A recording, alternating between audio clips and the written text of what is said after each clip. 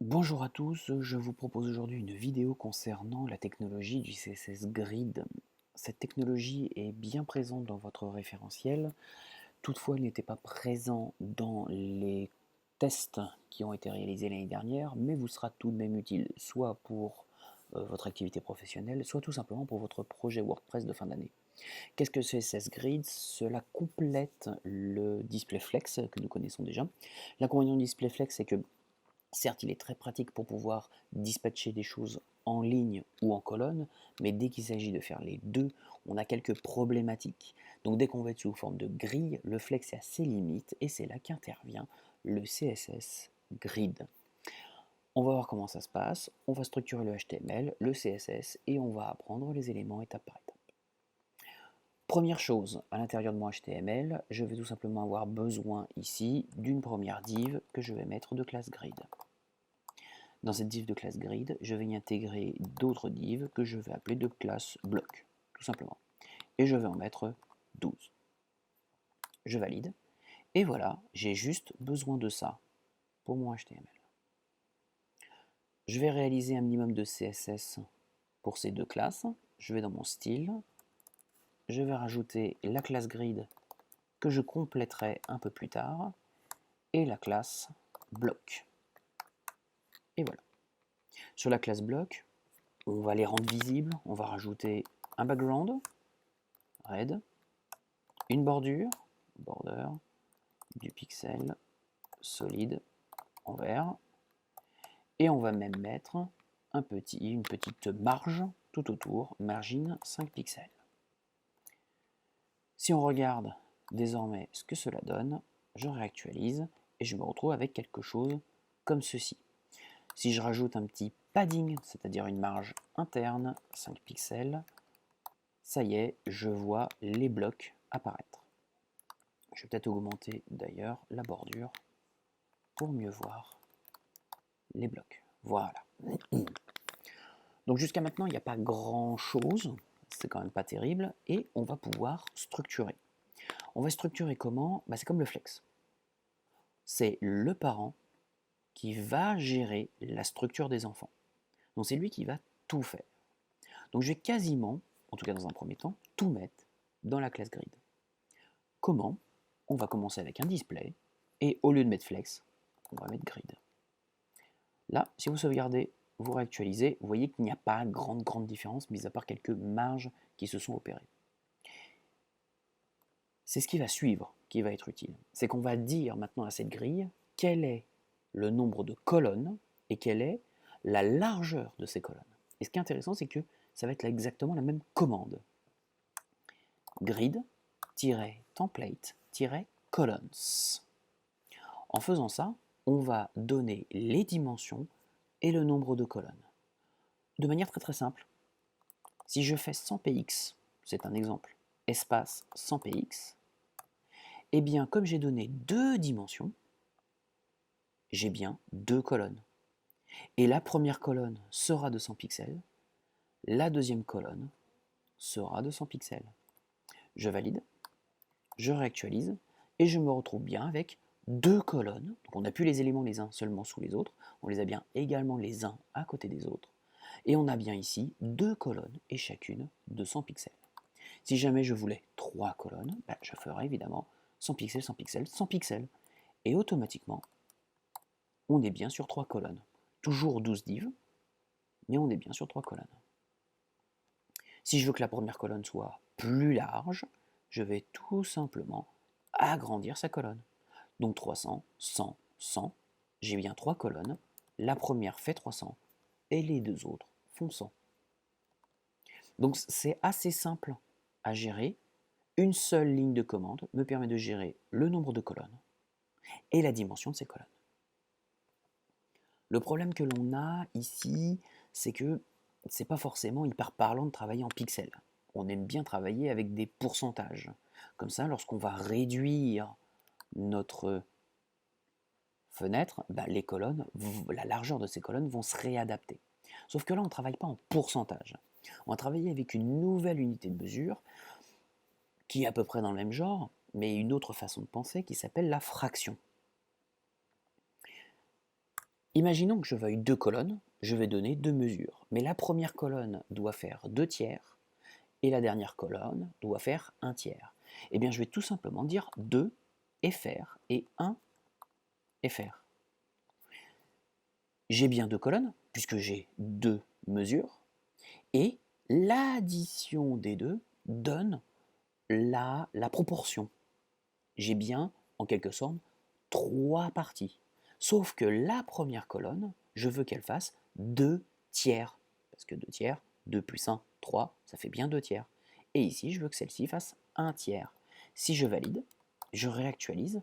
Effectivement, là, je me retrouve bien avec un outil, une interface en deux colonnes. Et la première fait 2/3 et la suivante fait 1/3. Et on a quelque chose de parfaitement élastique. Ça commence à devenir très intéressant parce qu'on n'a plus besoin de faire des mesures très fixes. En réduisant le grid, si je réduis la largeur du grid, je réduirai donc la largeur de la grille elle-même et les blocs, eux, vont se réagencer tout seuls. Il y a une autre façon d'écrire. Imaginons que maintenant, je veuille écrire cela en 4 colonnes et toutes de la même dimension. Eh bien, je ferai 1 FR, 1 FR, 1 FR, 1 FR. Forcément, il y a 4 colonnes. Chacune étant de 1, on est bien un total de 4. Et chacune fait une fraction, donc fait 1 quatrième, 1 quart. Je valide, je réactualise, et vous voyez que ça fait bien 4 colonnes, et chacune faisant strictement la même dimension. Le truc qui est un peu galère, c'est que ça marche quand j'en ai 4, ça marche quand j'en ai 3, mais quand je commence à en avoir beaucoup, ça fait, si je veux par exemple 10 colonnes, ça fait beaucoup de 1 FR, et c'est pas très très pratique. On peut réduire ça en écrivant ceci. Repeat 4,1 FR. Tout simplement, on va dire que je veux 4 fois 1 FR. Et ça revient exactement au même. L'avantage, c'est que maintenant, je n'ai plus qu'à dire combien de colonnes je veux. Si je veux 5 colonnes, j'ai 5 colonnes, chacune de 1 FR. Et bim, 5 colonnes, chacune de 1 FR. Je veux 6 colonnes, je mets 6. Et elles font chacun 1 FR. Le système va calculer automatiquement la largeur des colonnes. Je vais remettre ça sur 4. Bim. On va mettre... Oh, c'est très bien. Alors, si ça fonctionne sur les colonnes, on a exactement la même chose sur les lignes. Rien ne m'empêche de faire un grid-template-rows. Template-rows. Et ici, par exemple, de mettre 100 pixels. Je reviens là-dessus. Si je valide et je réactualise, il n'applique ça que sur la première. En effet, c'est la même philosophie. Si je veux appliquer ça sur la deuxième, il faut que je remette 100 px sur la suivante. Et ça fonctionne. Et donc si je veux sur la troisième, je vais être obligé de remettre la même dimension une troisième fois. À ce moment-là, ça devient un tout petit peu galère. Donc ce genre de choses, en réalité, on l'utilise peu. On l'utilise peu pour les lignes parce que les lignes dépendent du nombre de divs. Et le nombre de divs dépend du nombre de produits. Si votre div est un produit, ça dépend du nombre de produits que vous intégrez dans votre base de données. Or, quand vous êtes sur un CMS, type WordPress ou PrestaShop, la problématique, c'est que vous ne savez pas combien de produits vont être ajoutés par le client. Donc, vous n'allez pas prévoir une infinité. Vous n'allez pas dire repeat 999,100 pixels. Ça marcherait, mais c'est pas terrible. Donc, généralement, on ne travaille pas comme ça. Pour les lignes, on voudrait que toutes les lignes se mettent automatiquement d'une certaine taille. Eh bien, ce sera grid-auto-rows.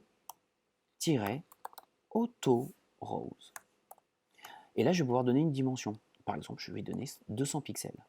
Vous voyez que auto-rows, c'est toutes les lignes font 200, sauf que j'ai quand même dit que la première ligne faisait 100. Et bien là, toutes les lignes font 200 de hauteur, sauf la toute première, avec template rows. Donc pour résumer, template columns va me donner les dimensions des colonnes, le nombre de colonnes, la largeur des colonnes. Grid Template Rows, lui, va pas me donner le nombre de lignes. Par contre, je vais pouvoir donner la dimension de ces lignes spécifiquement.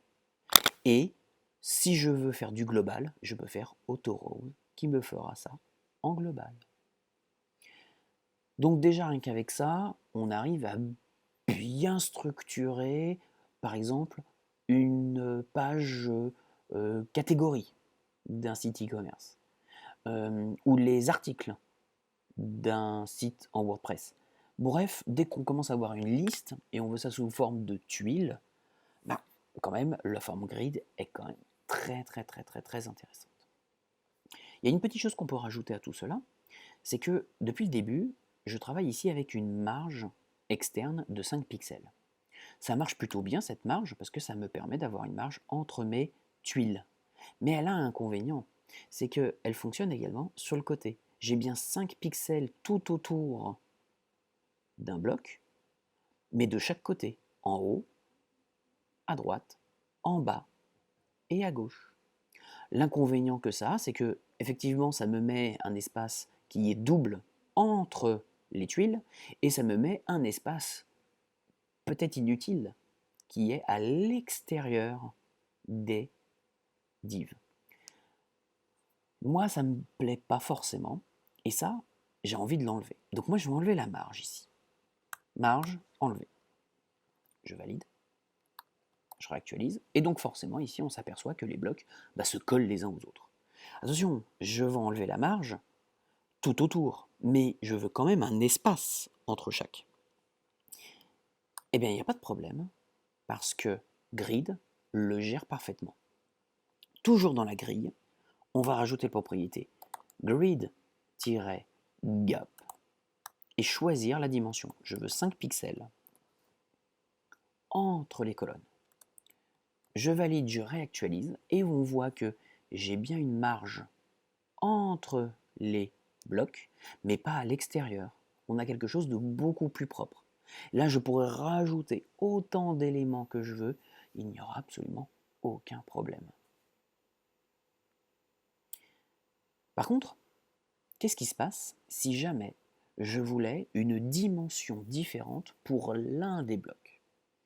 Par exemple, le bloc qui est ici, j'aimerais qu'il soit plus grand, qu'il prenne plus de place. Alors on a toujours un système de grille, et j'aimerais donc que dans cette grille, il ait une plus grande dimension. Alors déjà, je peux peut-être enlever le template rose, qui lui donne une dimension de 100 pixels. Je me sens en commentaire pour le moment. Je réactualise, on voit qu'ils font tous 200. Mais j'aimerais que celle-là, elle ne fasse pas une colonne, mais qu'elle en fasse, pourquoi pas, 2. Alors, là, il va falloir comprendre quelque chose, comprendre une petite notion. Si jamais je fais un clic droit, et là je suis bien dans Chrome, si je fais un clic droit sur la div, inspecter, vous apercevez que dans l'inspecteur d'éléments du HTML, on va retrouver tous nos blocs, mais dès qu'on est sur une div qui est en grid, une petite gélule apparaît qui nous dit hey, moi je reconnais, ça c'est du grid. Si je clique dessus, vous voyez que des petites encarts apparaissent. Et ici, on a des chiffres 1, 2, 3, 4 et position 5. Le grid, ici, vous donne des positions, non pas des dimensions, mais vous donne des positions de points de départ, de points d'arrivée, ou tout simplement en fait d'intersection. Vu que vous avez divisé ça en 4 colonnes, vous avez bien 5 intersections. Le début, l'intersection ici, celle du milieu, la quatrième et la toute dernière qui fait la limite de la ligne. Donc, ici, on a des chiffres, et ces chiffres, on va pouvoir les utiliser. En effet, je veux que cette div-là commence là où elle commence, qu'elle commence bien en position 1. Mais j'aimerais pas qu'elle s'arrête en position 2, j'aimerais qu'elle s'arrête en position 3. Comme ça, si elle commence en 1 et qu'elle s'arrête en 3, eh bien forcément, elle prend 2 espaces. Je vais retourner dans le HTML, et au premier bloc, je vais lui donner une nouvelle classe. Je rappelle comme ça que les classes, il suffit de se mettre toujours dans la même propriété classe, prendre la première classe bloc, faire un petit espace et marquer une nouvelle classe. Je vais l'appeler big. Donc elle est à la fois bloc et big. Maintenant dans mon style, je vais rajouter la classe big. Je vais la mettre ici, c'est plus logique de l'avoir là. Point big. Et je vais lui rajouter justement les propriétés de son point de départ et de son point d'arrivée. Je vais rajouter la propriété grid-colonne-start. Ça, c'est justement son point de départ. Je veux qu'il démarre où? Je veux qu'il démarre à 1. Donc, je vais mettre 1. Et je peux lui donner son point d'arrivée. Grid-colonne-end. Ça, c'est son point d'arrivée. Je veux qu'elle démarre à 1, pas de problème, mais je veux qu'elle s'arrête à 3. Et je vais mettre 3. Je sauvegarde, je réactualise, et on voit que automatiquement, le bloc a été agrandi. Donc si je regarde dans l'inspecteur d'éléments, je vois bien qu'il est classe bloc, il a toutes les propriétés, le rouge, le vert, le padding, et il a en plus le grid, colonne, start et end. Donc ça c'est très pratique parce qu'on va pouvoir donner à des éléments très spécifiques des dimensions également spécifiques dans la grille. Mais là où c'est un peu ouf, c'est que vous voyez que par rapport à ce qu'il y a en dessous, là il y a un espace. Cet espace, c'est une marge. Eh bien lui, il n'a aucun problème. Vu qu'il n'y a pas d'espace ici, il n'y a pas de marge, lui, il recalcule automatiquement. Normalement, dans les anciens systèmes, on devrait avoir un décalage. Il ne devrait pas être parfaitement aligné. Il devrait y avoir un décalage de 5 pixels. Puisque là, il y a une dimension de 1 FR, plus 1 FR, plus 5 pixels. Mais lui, non. Il fait 1 FR, et il rajoute les 5 pixels automatiquement au centre. Et pareil pour les bordures, pareil pour tout ça, il calcule tout automatiquement. C'est un énorme intérêt, ça me permet de mettre des produits, parce qu'imaginons que ce soit une liste de produits, ça me permettrait de mettre mes produits, ou le tout premier produit, un peu plus en valeur, un peu plus en évidence. Alors si je veux jouer un tout petit peu avec, je peux m'amuser, par exemple, si je mets 1 et 2, eh bien ça revient à sa position initiale. 1, et il s'arrête à la position 2. Il commence à la position 1, s'arrête à la position 2. Si par contre je lui mets 4, commence à 1, s'arrête à 4, je réactualise, il commence à 1, et il s'arrête à 4. Par contre, je pourrais le faire démarrer plus tard. Au lieu de démarrer à 1, je le fais démarrer à 2, mais je le fais arrêter à 4. Je réactualise, commence à 2, s'arrête à 4. Donc on peut plus ou moins structurer tout comme on veut. Je m'amuse ensuite à remettre comme c'était, en 3, on regarde ce que ça donne, pouf, ça fonctionne. Mais il est évident que ça fonctionne exactement pareil avec les lignes. Grid-rows, start, et je vais le démarrer à 1. Et grid-rows-end. Enfin, row, pardon, au singulier, end. Je vais mettre quelle mesure? Ça c'est simple. En soi, je reclique sur grid ici. Son point de départ, c'est 1. Il s'arrête à 2. Et moi, ce que je veux, c'est que ce bloc-là fasse 2 colonnes, mais également 2 lignes. Et bien c'est pareil, il va s'arrêter à 3. Je mets 3. Et on est bon. Je réactualise. Et on arrive à quelque chose comme ceci. Donc on peut complètement s'amuser à tout structurer. J'espère que cette notion, elle est bonne pour vous. J'espère que vous comprenez tout ce que l'on a pu construire, comment est-ce qu'on l'a structuré. Vous avez le cours qui est un poil plus détaillé que ce que je viens d'expliquer. Il y a quelques éléments complémentaires au format PDF que je vais mettre directement en ligne. Et après, amusez-vous. Il n'y a rien de plus compliqué que ce que l'on vient de voir. Amusez-vous, prenez soin de vous. À plus.